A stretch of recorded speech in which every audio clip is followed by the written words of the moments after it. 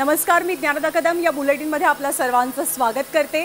भारतानं पाकिस्तानवरती एक सर्वात मोठा हल्ला केलेला आहे आणि या हल्ल्यानंतर पाकिस्तानमधले काही महत्त्वाचे तळ जिथे दहशतवाद्यांनी आसरा घेतलेला होता, जिथे दहशतवाद्यांना ट्रेनिंग दिलं जायचं, असे सगळे तळ भारतानं उद्ध्वस्त केलेले आहेत। आणि हे तळ उद्ध्वस्त करताना जी शस्त्रसज्जता भारताकडे होती त्यामध्ये अर्थातच खूप हाय पॉवरच्या किंवा ॲडव्हान्स ड्रोनचा सुद्धा समावेश होता।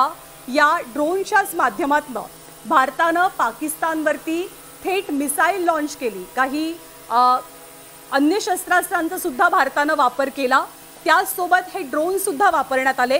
हे ड्रोन अतिशय महत्त्वाची कामगिरी करणारे ड्रोन ठरले आणि त्यामुळे अर्थातच आजच्या बुलेटिनमध्ये जे वापरले गेलेले ड्रोन होते ते कसे होते, भारताची शस्त्रसज्जता या ड्रोनमुळे नेमकी कशी किती वाढलेली आहे ते सुद्धा आपण बघणार आहोत। या ड्रोनची थोडीशी माहिती आपण जाणून घेऊयात। या ड्रोनला एक विशिष्ट नाव आहे लॉयटरिंग म्युनिशन, म्हणजे एक प्रकारे हे सुसाइड ड्रोन असतात। या सुसाइड ड्रोनमध्ये आपण शस्त्र आधीपासूनच इम्प्लांट करून ठेवू शकतो, प्रोग्रामिंग सेट करावं लागतं आणि हे ड्रोन अशा पद्धतीने तयार केलेले असतात की त्यांना जे लक्ष दिलेलं असतं त्या लक्ष्यावरती जाऊन हे ड्रोन अचूक भेद करतात, म्हणजे मिशन फते करतात।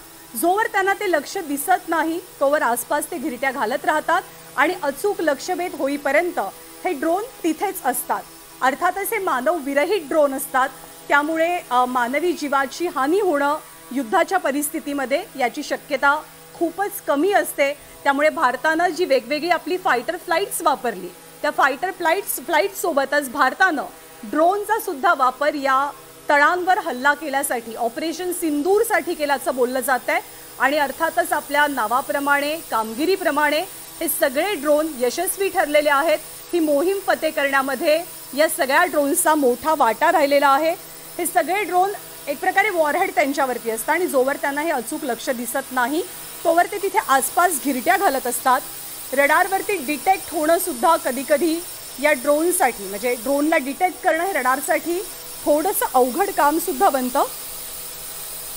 इतर वेगवेगळ्या प्रकारच्या शस्त्रांप्रमाणे यांचे हल्ले, म्हणजे ड्रोन जे हल्ले करणारे ड्रोनची जी टार्गेट्स आहेत ती बदलता येणं सुद्धा शक्य असतं।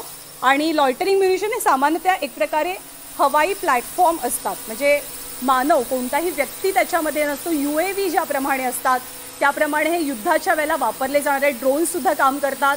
अमेरिका असो